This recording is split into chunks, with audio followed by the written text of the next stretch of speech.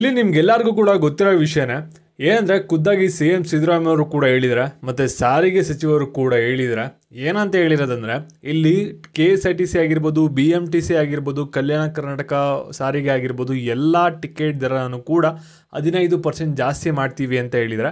ಹಾಗಾದರೆ ಇವಾಗ ಟಿಕೆಟ್ ದರ ಏನಾದರೂ ಜಾಸ್ತಿ ಆಗಿದೆ ಅಥವಾ ವಾಪಸ್ ಏನಾದರೂ ಪಡ್ಕೊಂಡ್ರೆ, ಶಕ್ತಿ ಯೋಜನೆ ಏನಾದರೂ ಕ್ಯಾನ್ಸಲ್ ಮಾಡಿದ್ರೆ, ಇವಾಗ ಸದ್ಯಕ್ಕೆ ಏನೇನು ಡೆವಲಪ್ಮೆಂಟ್ ಆಗಿದೆ ಅದ್ರ ಬಗ್ಗೆ ನಿಮಗೆ ವಿತ್ ಪ್ರೂಫ್ ಸಮೇತನೇ ತಿಳಿಸ್ಕೊಡ್ತೀನಿ. ಯಾಕೆಂದರೆ ನೋಟಿಫಿಕೇಷನ್ನ ಬಿಟ್ಟಿದ್ದಾರೆ KSRTC ಡಿಪಾರ್ಟ್ಮೆಂಟ್ ಕಡೆಯಿಂದ ಏನೊಂದು ನಿರ್ಧಾರನ ತೊಗೊಂಡಿದ್ರು ಅದ್ರ ಬಗ್ಗೆ ಎಲ್ಲದ್ರ ಬಗ್ಗೆನೂ ಕೂಡ ನಿಮಗೆ ಕ್ಲಿಯರ್ ಕಟ್ಟಾಗಿ ಗೊತ್ತಾಗಬೇಕಂದ್ರೆ ಈ ಒಂದು ವಿಡಿಯೋನ ಮಧ್ಯೆ ಓಡಿಸ್ತಾನೆ ಕೊನೆವರೆಗೂ ಕೂಡ ನೋಡಿ ಎಲ್ಲ ವಿಷಯನೂ ಕೂಡ ತಿಳ್ಕೊತೀರಾ. ಅದಕ್ಕಿಂತ ಮುಂಚೆ ಚಾನಲ್ನ ಸಬ್ಸ್ಕ್ರೈಬ್ ಮಾಡ್ಕೊಂಡಿಲ್ಲ ಅಂದರೆ ಕೆಳಗಡೆ ಸಬ್ಸ್ಕ್ರೈಬ್ ಮಾಡೋಣ ಅಂತ ಕಾಣ್ತಾ ಇರುತ್ತೆ, ಅದನ್ನ ಕ್ಲಿಕ್ ಮಾಡಿ ಪಟ್ಟನ್ನು ಸಬ್ಸ್ಕ್ರೈಬ್ ಮಾಡ್ಕೊಳ್ಳಿ. ಹಾಗೆ ಪ್ರತಿಯೊಬ್ಬರು ಕೂಡ ವಿಡಿಯೋಗೊಂದು ಲೈಕ್ ಕೊಡಿ, ಯಾಕೆ ನೀವು ಕೂಡ ಒಂದು ಲೈಕ್ ಒಂದು ಸಬ್ಸ್ಕ್ರೈಬಿಂದ ನಿಮ್ಗೆ ಇದೇ ರೀತಿ ಕಂಟಿನ್ಯೂಸ್ ಆಗಿ ಅಪ್ಡೇಟ್ಸ್ಗಳು ಸಿಗ್ತಾ ಇರುತ್ತೆ. ಇವಾಗ ವಿಡಿಯೋ ಕ್ಲಿಯರಾಗಿ ಅರ್ಥ ಆಗಬೇಕಂದ್ರೆ ವಿಡಿಯೋನ ಕೊನೆವರೆಗೂ ಕೂಡ ನೋಡ್ತಾ ಹೋಗಿ. ಇವಾಗ ನಾವು ಡೈರೆಕ್ಟಾಗಿ ವಿಡಿಯೋ ಬಗ್ಗೆ ಬರೋಣ.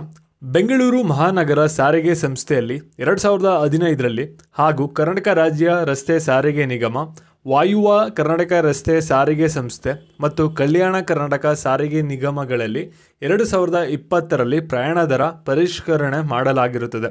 ಅಂದರೆ ಇಲ್ಲಿ ಏನು ಹೇಳ್ತಾ ಇದೆ ಅಂದರೆ KSRTC, BMTC ಮತ್ತು ಕಲ್ಯಾಣ ಕರ್ನಾಟಕದಲ್ಲಿ ಒಂದು ಟಿಕೆಟ್ ದರನ ನಾವು ಲಾಸ್ಟ್ ಒಂದು ಜಾಸ್ತಿ ಮಾಡಿದ್ದು 2015ರಲ್ಲಿ ಮತ್ತು 2020ರಲ್ಲಿ ಅಂತ ಹೇಳ್ತಾ ಇದ್ದಾರೆ.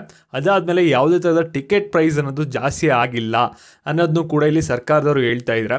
ನಿರ್ವಹಣಾ ವೆಚ್ಚವನ್ನು ಪರಿಗಣಿಸಲಾಗುತ್ತಿದೆ. ಪ್ರಸ್ತುತ 9.53 ಕೋಟಿ ಮೊತ್ತವನ್ನು ಹೆಚ್ಚುವರಿಯಾಗಿ ವೆಚ್ಚ ಮಾಡುತ್ತಿದ್ದು, ಸಿಬ್ಬಂದಿ ವೆಚ್ಚ ಸೇರಿ ವಾರ್ಷಿಕವಾಗಿ 365 ಕೋಟಿ ರೂಪಾಯಿ ನಿಗಮಕ್ಕೆ ಹೊರೆಯಾಗುತ್ತಿದೆ.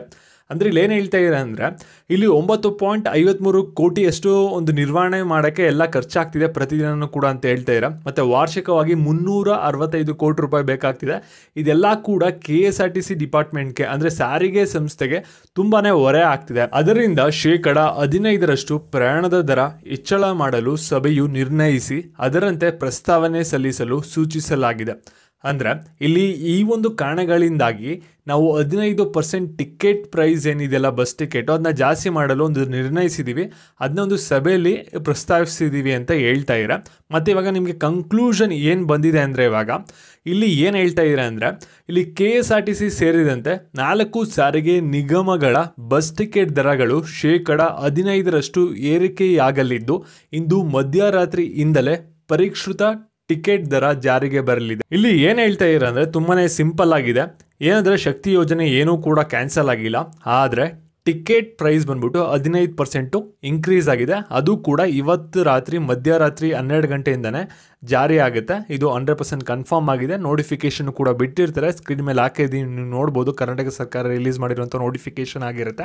ಮತ್ತು ಈ ಒಂದು ವಿಡಿಯೋನ ಪ್ರತಿನಿತ್ಯ ಯಾರು ಬಸ್ಸಲ್ಲಿ ಓಡಾಡ್ತಾ ಇರ್ತಾರೆ ಅವ್ರಿಗೆ ಶೇರ್ ಮಾಡಿ. ಮತ್ತು ಇದೇ ರೀತಿ ಅಪ್ಡೇಟ್ಸ್ಗಾಗಿ ಚಾನಲ್ ಸಬ್ಸ್ಕ್ರೈಬ್ ಮಾಡ್ಕೊಳ್ಳೋದನ್ನ ಮರಿಬೇಡಿ.